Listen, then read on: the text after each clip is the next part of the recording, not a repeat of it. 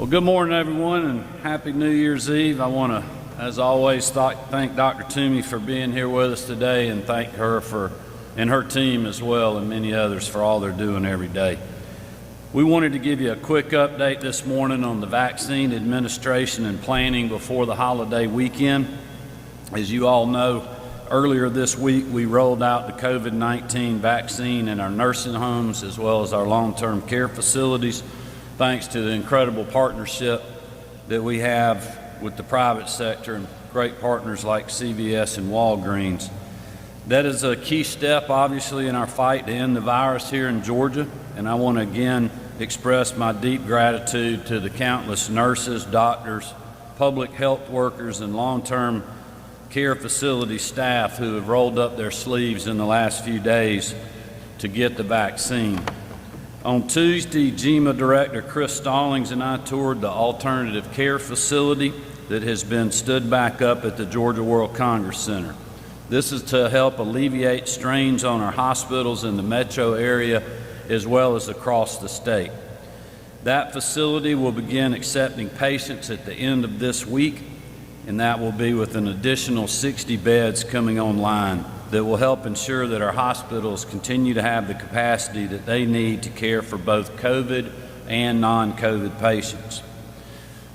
I and the rest of my team remain in constant contact with hospital CEOs throughout the state, and all of them have expressed a lot of hope and excitement with the rollout of the Pfizer and the Moderna vaccines in their facilities. Like them, Dr. Toomey, myself, and our teams are all eager to get the vaccine to as many people as possible.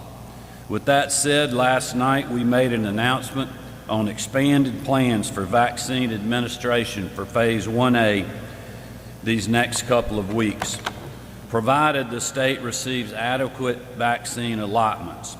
In the next 2 weeks, we hope to be able to expand 1A criteria to include police, firefighters, and those over the age of 65. Dr. Toomey can speak more to the specifics, but this step will allow us to target the limited supply of the vaccine we have to those who would benefit from it the most, while we wait for additional guidance from CDC and Operation Warp Speed on new phases for the rollout.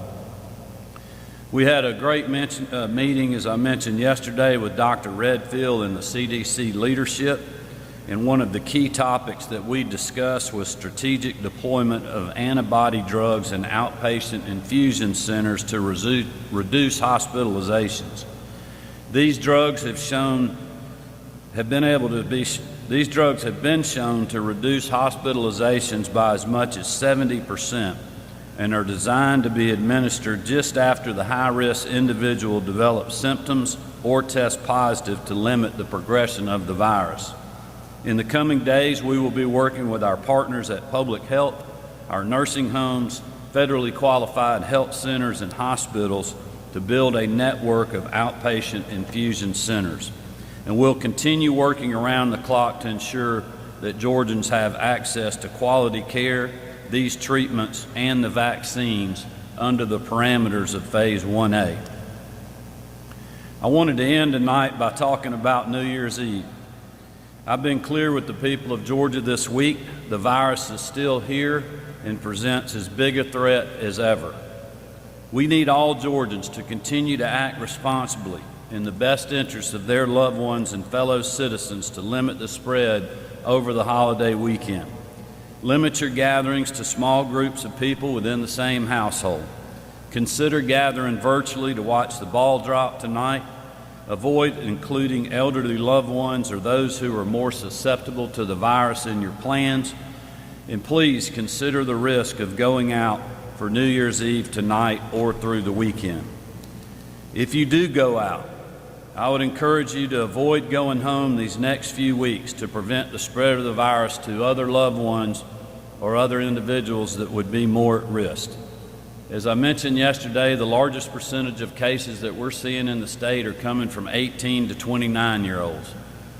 They have not been hit hard in most cases by this virus, but if they infect others, that is where we see problems and the risk of someone being in the hospital or worse.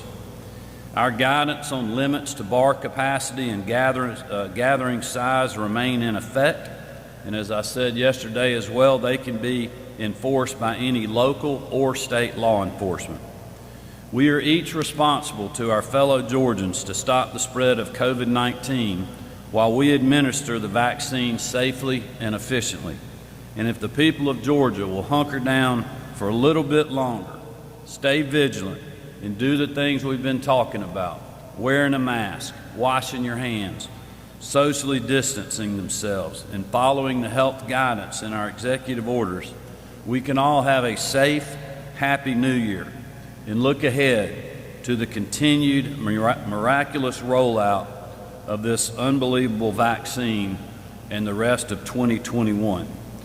I want to thank everyone for being here today. Thank those for following the guidance. Be safe tonight and throughout the weekend. God bless, and I'll turn it over to Dr. Toomey.